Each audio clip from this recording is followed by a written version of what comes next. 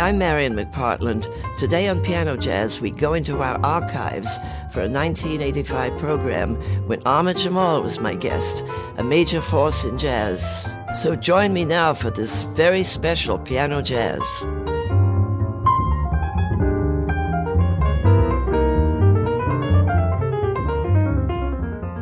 You know, Ahmad, I've been looking forward to this for so long. I've been doing this show now for about 4 years, I think, and I've really thought a lot about having you be my guest. And You're I'm so just intimidating, though. I can't play now. Oh, now don't. You're going to start right talk. off with me. You're just going to start with me because, you know, you and I go back a few years. It's just great seeing you again, too. It's great seeing you, and I still have this picture, mental picture of you at the London House with your trio, and I think that probably was the main trio with Vernel Fournier. I was just going to ask you who was working. Well, of course, Israel Vernel Crosby was there, and Israel, bless his heart. Well, I can't wait to hear you play. It's been so long, so to hear you live, so please play something for me. What'll it be? I'd love to do a thing I did in Spain. In fact, I wrote it in Spain, and it's called Spain. What is it, like your impressions of the countryside? Sort of. It was called something else, and I decided to change it to Spain.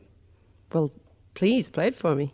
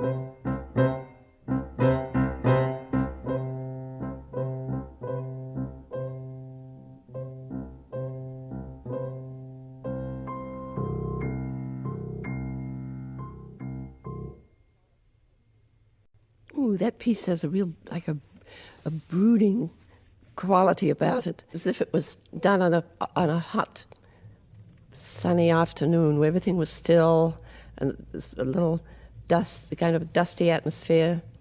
That's a beautiful piece. And I can see you've not been letting time go wasting in writing some new pieces. I've been doing a bit of writing lately, Marian. I don't have as much time as I would like to spend writing, but once in a while I can manage to get to the old manuscript. Well, and to see something written out so beautifully. I mean, I haven't seen the copy of that one, but the one you gave me, Without You, that's I should certainly have no excuse for not playing that because it's so beautifully written I certainly out. hope you will. I'm going to, but I'm going to ask you a couple of things. When I first met you in Chicago, at the London House, were you living in Chicago then? Had you come there from Pittsburgh, or was that one of your first engagements? I had went to Chicago. I think I left Pittsburgh. Went to Chicago in 1948. I had been traveling before that with the George Hudson Orchestra, Marian. And I went back home between 47 and 48, and I went to Chicago. And I stayed there until 1960. Boy, the London House was sort of your home base. That and the Pershing. London House. I used to work there as intermission group, and I left the London House, went to New York, played the Embers for a while, then went back and became an artist in residence at the Pershing Lounge. Yeah, I remember that. In fact, you recorded there. Yes, I did. Several. I know that there must be more than one of those at the Pershing albums. Yeah, we had an old Steinway that was built in 1890, as a matter of fact, that we recorded on there.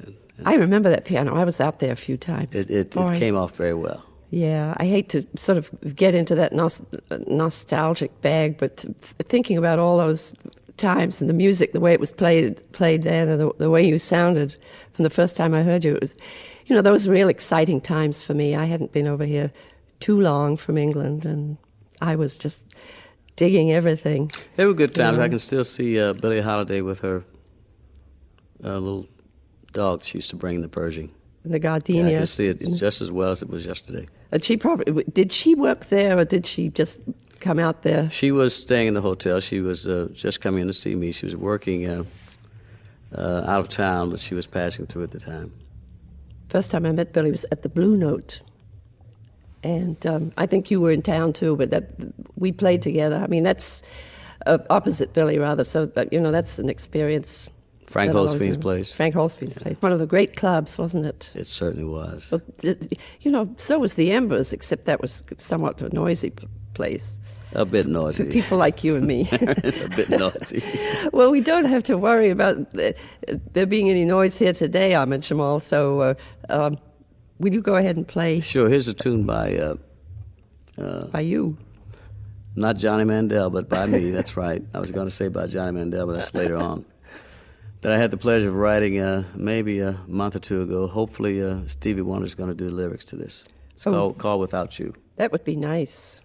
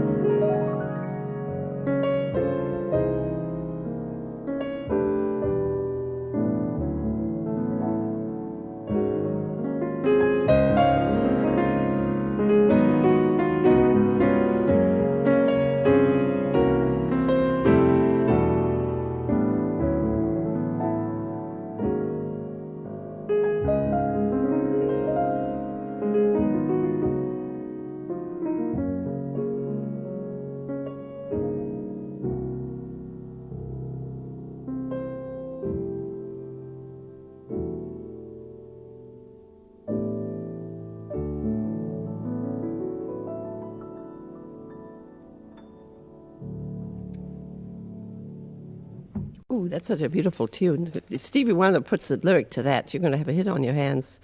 I might be able to retire, huh, at long last. Oh, you don't want to do that. Somebody that plays those gorgeous harmonies, you wouldn't ever want to retire. That would be silly. Well, we're going to send a tape to Steve, as a matter of fact, tonight to listen to it, and we hope he'll like it well enough to do lyrics. We were together in New Orleans not too long ago. Well, I was doing the Fairmont down there, so we spent a few hours together. He was trying to convince me to probe into the drum synthesizer. He wanted me to get a machine and explore some rhythms. And what did you decide? I haven't gotten it yet, Marian. Well, I'm sort of on the fence about that. I still think a real live drummer is the best there is. A real live drummer is a real thing. Yes, you've had some of the best. Thinking of Fernell, is he? I've been very fortunate. I've had some great drummers, and it's very interesting. Most of the great drummers, or a lot of the great drummers, I can't say most because the drummers come from everywhere, but certainly a lot of them come from New Orleans. I have one now, Herlin Riley, and Vernell Fournier, who's also from New Orleans. Both of them, and both of them. Vernell Fournier, without a doubt, is one of the world's greatest drummers, no question about it. Yeah, I would say so. What's the name of the one you have now? Herlin Riley. Herlin Riley. He was working with Al Hurt some time ago now, and then he went out with a Broadway show one more time. He was in London for 6 months with that. Now he's back with me. And who's on bass? But he's also from New Orleans. I'm using a young man that was talking about one of your songs the other day. I guess it was Ambiance. Oh, that's nice to hear. And James Kamak, a remarkable bassist, Marian. He's originally from Washington, D.C. He's been with the West Point Army Band, and he's just a great bassist. And I have guitars also working with me now.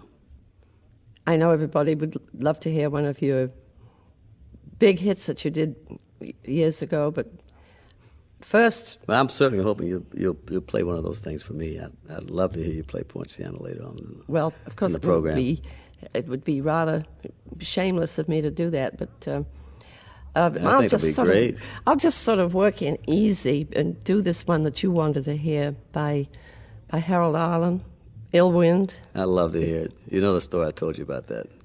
Tell me. Why I wanted to hear it. You know, the last time I heard this perform, I was at the Hickory House, and I had the enviable pleasure of listening to Mary Lou Williams play it that night, Marian. And I would love to hear you do it. Of course, you just put me on the spot when you said that, because Mary Lou was somebody I really adored and respected and admired. And actually, I guess I knew her pretty well, and she was a big influence on me. And, well, anyway, I won't talk about that. See what I can do with this. Ill Wind by Harold Arlen. And here goes.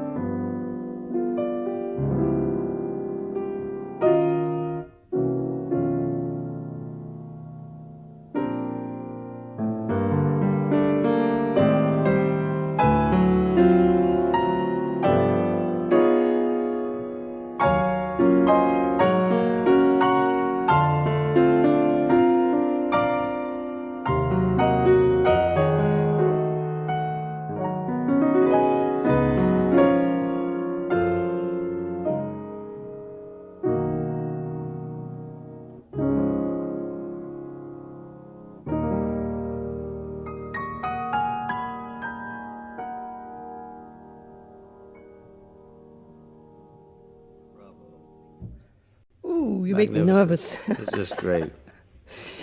Playing for you Marvelous. is, It's great, Marian. well, it's a tune I've always liked. I don't know, you must play all Where do those. you get all those magnificent harmonies from? I'm listening to people like you, thinking, "Ooh, that would be." Listening to yourself.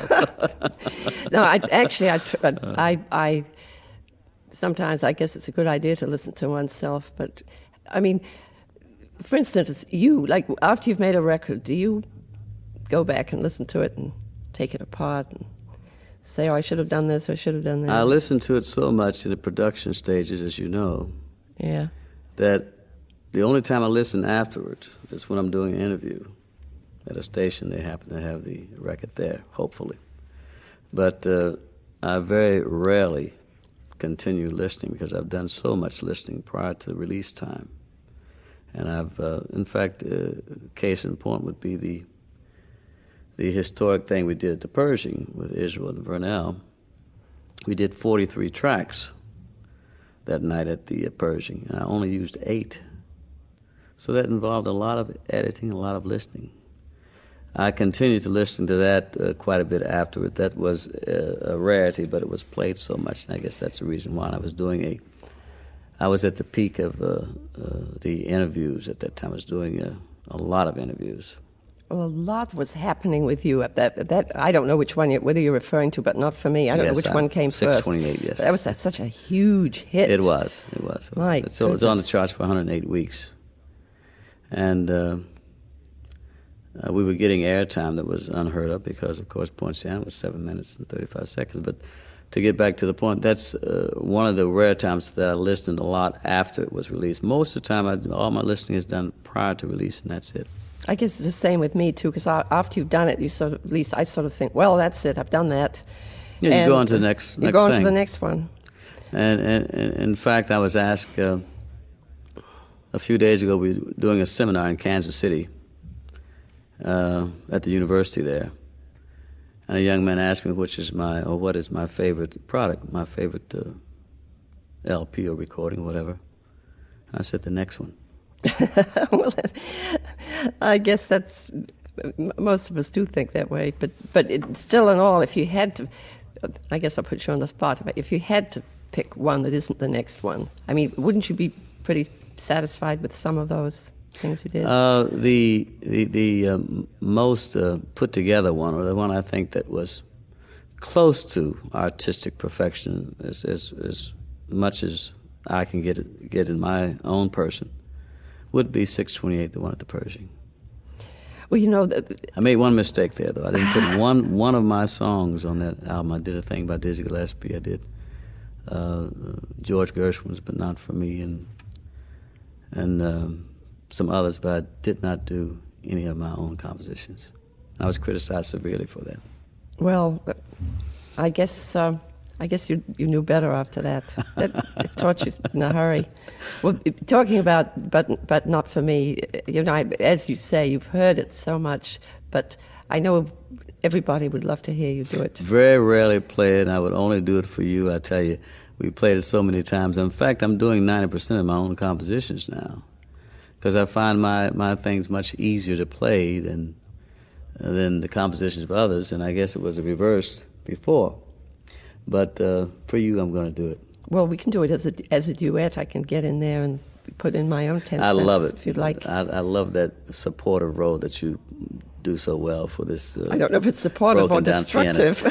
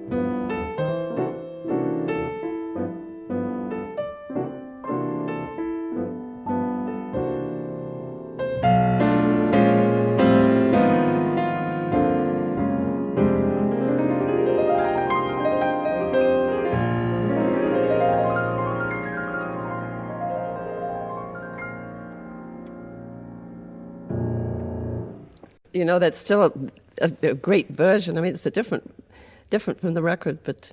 Never played it that way in my life. Well, you know, you couldn't. It's a whole different How many thing. lessons I'm learning today. Yeah, that was a lot of fun. Yeah, it was for me too. What else? What else? Oh, I know, coming up, something I'm dying to hear you play. Now, you were telling me before that you do a lot of tunes by Johnny Mandel, and you picked one that is not really what I would call a run-of-the-mill, or none of his tunes are run-of-the-mill, but I mean tunes that are played a lot, like Shadow of Your Smile. I do a lot of things. I'll tell you also, you know, when we first went with Fox, 20th Century Fox Records, that is, we were called to perform some of the soundtrack for the reissue of the movie MASH, rather. And that's also one of Johnny Mandel's claims to fame. I love that tune. It's fun to play on, actually. And we did some of that soundtrack, which was Johnny Mandel's music, or is. And we also did Time for Love and some other things that I enjoy doing. So he's one of my favorite writers. But this one you're going to play, Close Enough for Love, you know, I didn't hear that for quite a while. I think I heard Peggy Lee sing it. You were going to play a bit of The Shining Sea for me. My hand just hovered over the piano for a second. I want to hear you do Close Enough for Love. Please.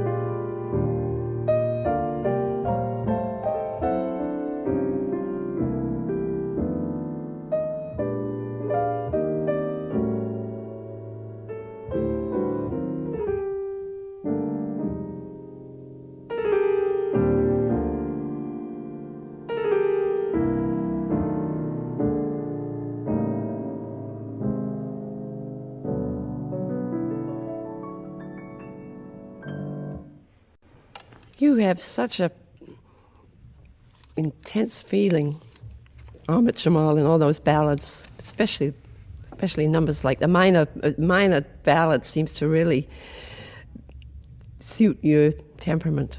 I like doing ballads.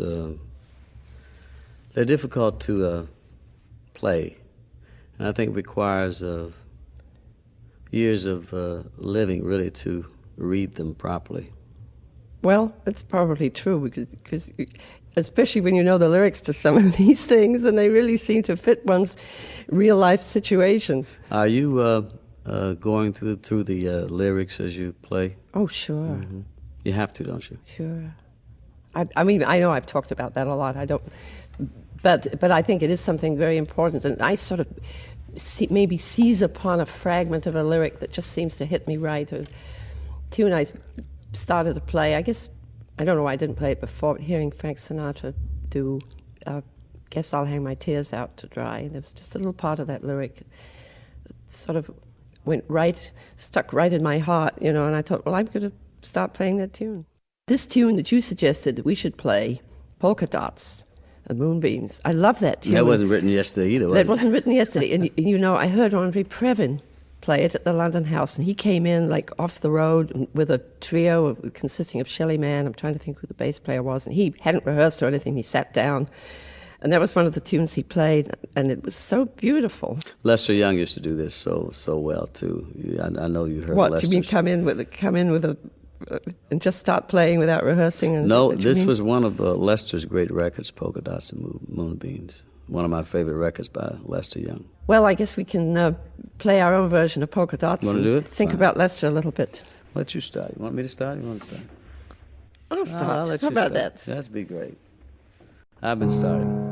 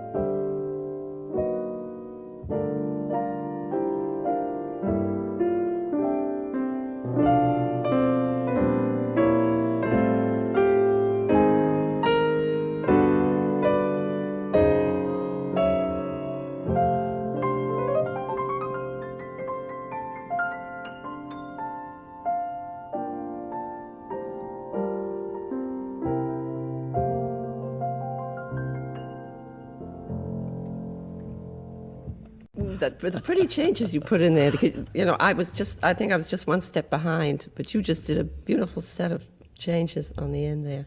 Thank you. And now I'm dying to hear you play another of your things.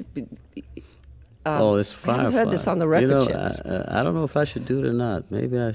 Do you want me to coax you? I should play something easier. I was saying that my things are easier to play, but this is one. Well, let me just give a little play bit. it. Firefly.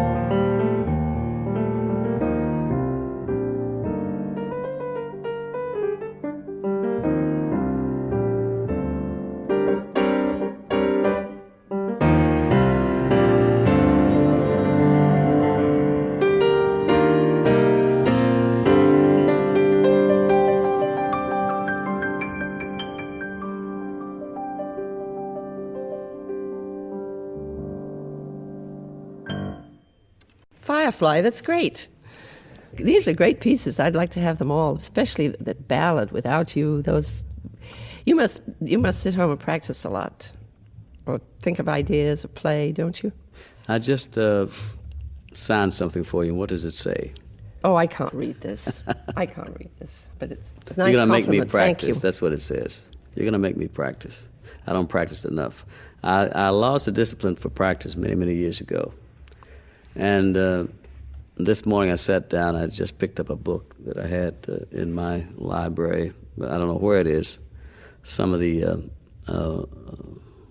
well-tempered clavichord things by Bach. And I was doing that this morning. I really don't have the time to practice like I should, but I am getting back to the piano much more often or more frequently than I was in the past. When I started playing professionally, somebody said, do all the practice you can because when you start working steady and going out on the road, you won't have time to practice. And I really haven't practiced the way I used to. I mean, believe it or not, I used to do 8 hours a day when I was a kid. How much are you doing now? 7? Nothing. My father used to say... Sounds like 7. My father used to say... At least 7. Doesn't she do anything else except play the piano all day? Well, you know, we did the same thing in Pittsburgh, which is my hometown.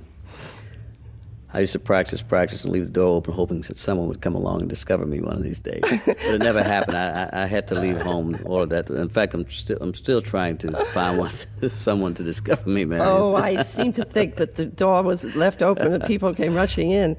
But Mary Lou was in Pittsburgh too, wasn't she? Mary Lou and myself and Earl Garner, we all went to the same high school. Oh, no kidding. Dodo Mamarosa went to the same elementary school, and Dodo is a pianist that's not mentioned enough. He was Where a is that marvelous guy? We want to find him. I don't know he? where Dodo is, but he was on those very early things with Artie Shaw, Summit Ridge Drive. He was playing harpsichord. Dodo was a great. He was on some early things with Charlie Parker as well on Dow. Yeah, I know he was. He was a He's a great fantastic pianist. player. But Billy Strayhorn used to sell papers to his family as well. He's from my hometown. What? Too. Oh, yes. That's what. Oh my goodness. And of course, Roy Eldridge is from there, and Earl Hines and Ray Brown. That's a very Art distinguished Blakey, town. Billy musically. Eckstein. Oh, Yes. goodness, all those people. George Benson, Stanley Turrentine. I don't know what to say. I'm bowled over by everything that's happening, and now I have to. Since I have tried my best to get you to play Poinciana, No, this is my treat. and you refuse. This is my treat. I'm going to have to. But you know what? This is certainly worth coming in from Massachusetts for, believe me. You know what I wish you'd do? You started to play a little bit of Poinciana, and you played a certain kind of an intro. Lead me in, just sort of set me rolling on this thing. I'll play a few of my old lines for you. Okay? All right, whatever.